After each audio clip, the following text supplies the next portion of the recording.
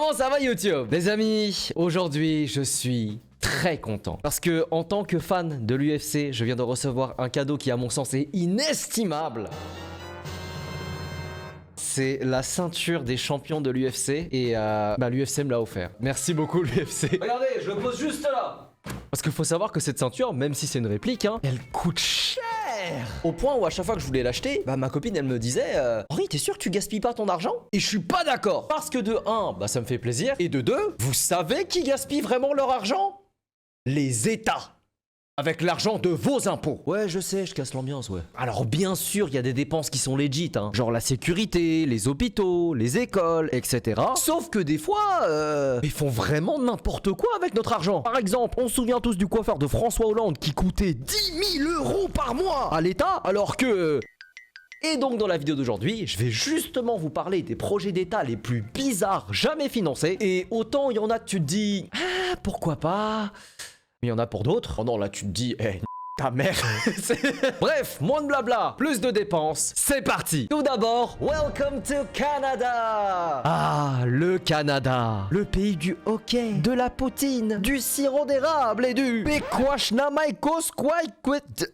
C'est un lac là-bas. Voilà, c'est juste à côté de l'Ontario et ça tombe bien puisqu'on va justement en parler. En effet, en 2017, c'était le 150e anniversaire du pays. Et à cette occasion, il est coutume pour chaque ville d'organiser des concerts, des spectacles, des fêtes, etc. Bref, rien de plus classique pour une fête nationale, sauf que comme c'était les 150e anniversaire du Canada, l'Ontario a voulu marquer le coup, mais genre bien fort. Et quoi de mieux pour représenter le Canada dans toute sa splendeur qu'un canard gonflable géant de 13 mètres de haut. Ah, en plus, c'est littéralement une copie du canard vibrant, c'est trop grave. Et là, la question que tu te poses forcément, c'est... Mais pourquoi de tous les animaux emblématiques du Canada, ils ont choisi celui-là? Tu sais, je m'imagine la réunion. Bon les gars, à votre avis, on prend quoi comme mascotte? Je sais pas boss, mais en tout cas il fait un froid de canard. Oh 200 000 balles. Ça a coûté 200 000 balles pour louer cette merde. Bah oui, mais comme le truc pèse littéralement 14 000 kilos, il en a fallu de l'essence pour le transporter. Avec ça, tu rajoutes les frais d'installation, d'entretien et de marketing et l'addition, elle devient vite salée. Mais ça encore, c'est pas le pire. Parce que l'artiste qu'il y a derrière ce canard... Mais il est même pas canadien. Il s'appelle Florentin Hoffmann, c'est un néerlandais et son kiff justement, c'est de poser des sculptures d'animaux dans des endroits où ils ont rien à foutre là. Genre Londres par exemple. Tu penses à quoi quand je te parle de cette ville?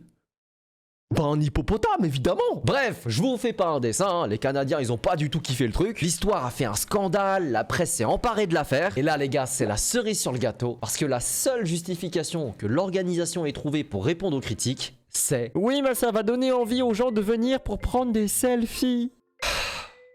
Heureusement que je suis pas canadien les gars, parce que sinon je l'aurais canardé le truc. Bon allez, blague à part les gars, si jamais ça vous tente d'aller voir ce canard, sachez qu'il est actuellement en tour du monde. En ce moment, il serait aux alentours de Hong Kong. Donc si jamais vous le croisez, prenez une photo avec et envoyez-la moi, ça me fera toujours rire. Bon les gars, voilà pour la première anecdote. Et maintenant que vous avez vu la couleur, écoutez, on va passer à la prochaine histoire. Et pour celle-là, on va parler voyage.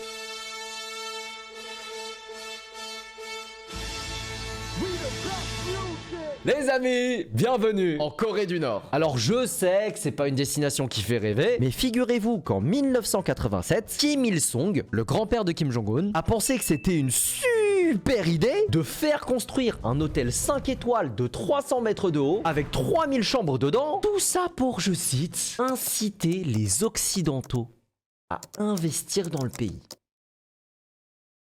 En pleine guerre froide.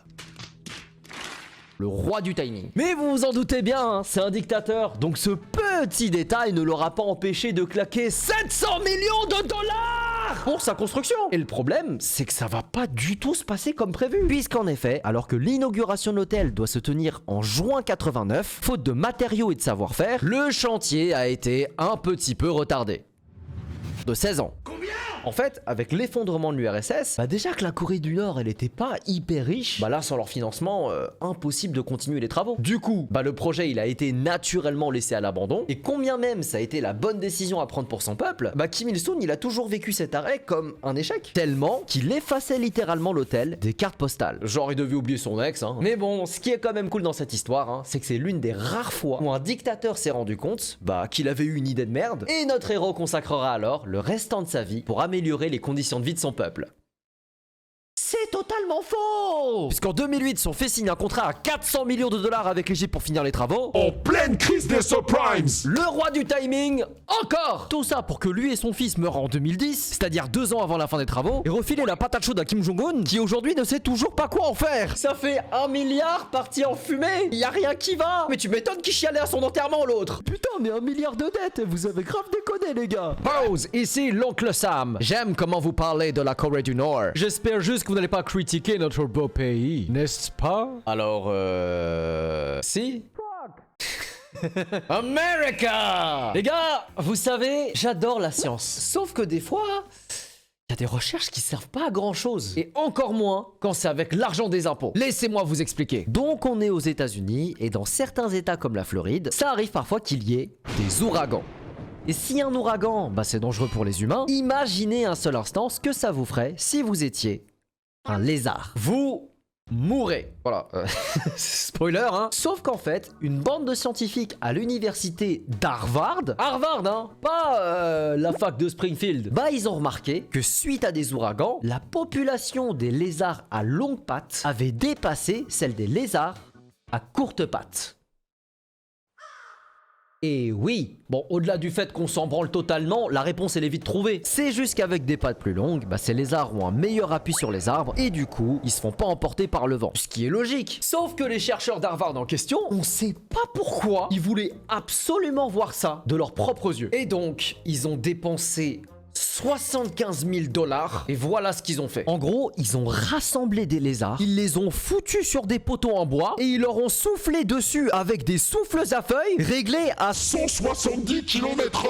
Mais regardez ce pauvre lézard qui se fait rafaler la gueule. Le pauvre. On dirait qu'il fait les tests de la NASA pour devenir astronaute. Sauf que l'animal, lui, il a jamais demandé à être là. Non seulement c'est de la cruauté, mais en plus... Mais comment t'as dépensé 75 000 balles dans ça? Un souffleur à feuilles, c'est 35 balles chez le roi Merlin. Tu vas pas me faire croire que c'est les lézards qui ont coûté le reste. Et à ce prix-là, j'espère qu'ils auront payé un massage post-tempête au moins. Hey Yoshi, désolé pour tout à l'heure, hein. Oh, t'inquiète, y a pas de lézard. Qui a écrit cette blague de merde? Bon, prochaine dépense, les gars. Elle vient de chez nous. Alors vous savez, en France, il y a cette tradition pas du tout gênante où t'as le ou la maire de ta ville qui t'envoie une carte de vœux en fin d'année. Genre il pense à toi, hein, alors que tout ce qu'il veut c'est se faire réélire. Après c'est peut-être moi qui suis aigri. Parce que quelque part, je peux comprendre, hein, c'est l'hiver, il fait froid, alors pourquoi pas réchauffer le cœur des gens comme ça? Sauf qu'en fait, ça a un coût. Et ça a jamais été aussi vrai que dans la ville de Puteaux. En gros, en 2019, la maire de Puteaux, Joël C., au lieu d'envoyer une lettre comme tout le monde, elle a décidé d'envoyer 26 000 cartes de vœux qui brillent, emballées dans des sacs plastiques, le tout pour 5 € pièce. 5 fois 26 000, ça fait 130 000 balles, les gars. Pas mal, non? C'est français. 130 000 balles pour des cartes de vœux. Ah! Genre, je suis sûr qu'à ce tarif, elle aurait pu organiser un gigantesque showcase pour toute la ville. Il y aurait eu des gros artistes qui se seraient déplacés, même des gens des villes autour pour y assister, et tout le monde aurait été content. En plus, à 5 € la carte. Je me demande ce qu'elle a écrit dedans. Est-ce qu'elle a utilisé un marqueur doré aussi? Et merci de participer à la vie de notre belle ville, Noyeux Joël. Allez, dernière histoire les amis. Et franchement, je vous ai gardé le meilleur pour la fin. Après en V2V, celle-là elle est assez connue hein, mais je pouvais pas vous faire cette vidéo sans vous en parler. Et donc pour vous la raconter, il va falloir qu'on retourne en 2020. À ce moment-là, le cocoferrage, les gens sont confinés, faut respecter les fameux gestes barrières, nous sommes en guerre, tu connais, et alors que la plupart des leaders mondiaux montrent leur solidarité au peuple en partageant des messages en mode « On est tous dans le même bateau, accrochez-vous, tenez bon », et bah t'en as un qui a fait un énorme doigt à son peuple. Comment? Bah, je vais vous raconter. Lui les gars, c'est Maha Vajiralongkorn. Il est également connu sous le nom de Ramadis et surtout...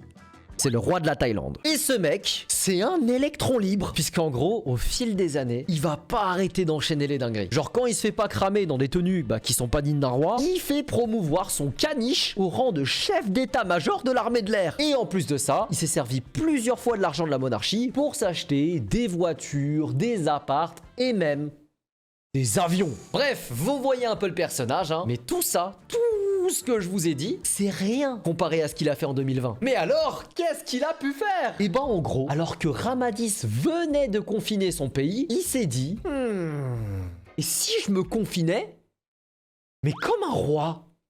Et c'est exactement ce qu'il a fait. Puisqu'en mars 2020, il est parti se confiner pendant un mois en Allemagne et voici le tableau. Lui, dans un gigantesque palace, accompagné de 20 escortes. Et moi aussi je veux être roi de la Thaïlande. Bon allez, hein, trêve de plaisanterie, puisque la vraie question derrière tout ça c'est... Combien? Les amis, je suis désolé de vous dire qu'il n'y a pas de chiffre officiel. Oui, je sais. En plus de ça, l'hôtel où il a été, il est plus réservable sur Booking. Et du coup, j'ai dû mener l'enquête. 1 million de dollars sur le dos des contribuables pour partir se confiner comme un roi. Oh l'enculé. Bon, inutile de vous dire que les Thaïlandais, ils ont tout sauf kiffé. Et même si tu risques la prison, si jamais tu critiques le roi là-bas, et pour le coup, ils se sont lâchés. Que ce soit dans la rue, sur internet, etc. Pendant des mois, ils ont fait des manifestations pro-démocratiques, allant jusqu'à demander une réforme de la monarchie. Mais malgré tout ça, ça n'a pas donné grand-chose. Ça s'est atténué au fil du temps et Ramadis est toujours roi de la Thaïlande. Et c'est là que tu vois la différence de culture. Nous, François Hollande, il a juste voulu faire du scooter pendant 20 minutes avec sa go, on l'a pas lâché. Lui, il a fui son pays dans l'une des crises les plus graves du siècle et il est encore roi. Mais c'est une dinguerie.